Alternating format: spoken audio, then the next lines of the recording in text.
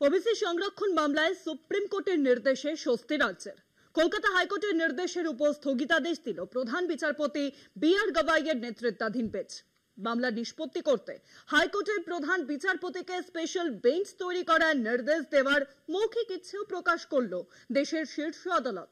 2 সপ্তাহ পর ফের এই মামলার শুনানি রয়েছে সুপ্রিম কোর্টে। হাইকোর্ট কিভাবে স্থগিতাদেশ দেয়? ওবিসি সংরক্ষণ একটি প্রশাসনিক সিদ্ধান্তের বিষয়।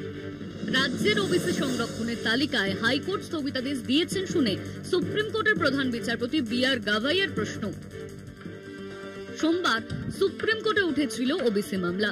যদিও মামলাকারীর পক্ষের আইনজীবীর যুক্তি, ভালো করে সার্ভে না করেই রাজ্য প্রশাসন বিজ্ঞপ্তি জারি করে তালিকা প্রকাশ করেছে। সুপ্রিম কোর্টের বক্তব্য, হাইকোর্টের এই নির্দেশ বিভ্রান্তিকর। কলকাতা হাইকোর্টের নির্দেশে ত্রুটি রয়েছে। শীর্ষ আদালতের পর্যবেক্ষণ, রাজ্য সরকার যে ভিত্তিতে 2010 সালের পর একাধিক জাতিকে ওবিসি তালিকাভুক্ত করেছিল, হাইকোর্ট তা খারিজ করেছে। কিন্তু সেই সিদ্ধান্ত কতটা যুক্তিসম্মত তা স্পষ্ট নয়।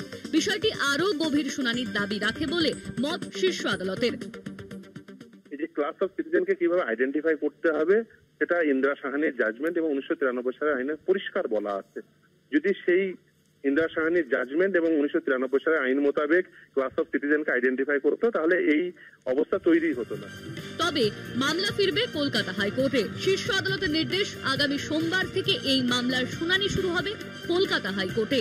6 থেকে 8 সপ্তাহের মধ্যে শুনানি শেষ করার সময়সীমাও বেঁধে দিয়েছে সুপ্রিম কোর্ট। শুভেন্দু অধিকারী, এই বিকাশ ভট্টাচার্য, এই ফিরদৌস তামিমরা, যারা দিনের পর দিন ওবিসিদের সংরক্ষণকে আটকে দিয়ে বাংলায় একটা পলিটিক্যাল ডিস্টেবিলাইজ করার চেষ্টা করেছিল নিজের ভোট বাক্সের সুবিধা করার জন্য।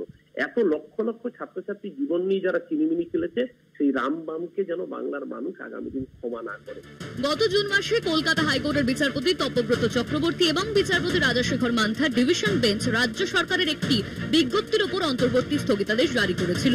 নির্দেশ ছিল 31 জুলাই পর্যন্ত ওই স্থগিতাদেশ বহাল থাকবে। প্রশাসনিক সিদ্ধান্তের উপর কলকাতা হাইকোর্টের এভাবে স্থগিতাদেশ জারি করায় বিস্ময় প্রকাশ করেছে শীর্ষ আদালত। সুপ্রিম কোর্টের ইচ্ছে অনুযায়ী হাইকোর্ট স্পেশাল বেঞ্চ গঠন করে কিনা এবং আগামী দিনে শুনানির গতিপথ কি হতে পারে, সেই দিকে নজর থাকবে সকলের। কলকাতা টিভি।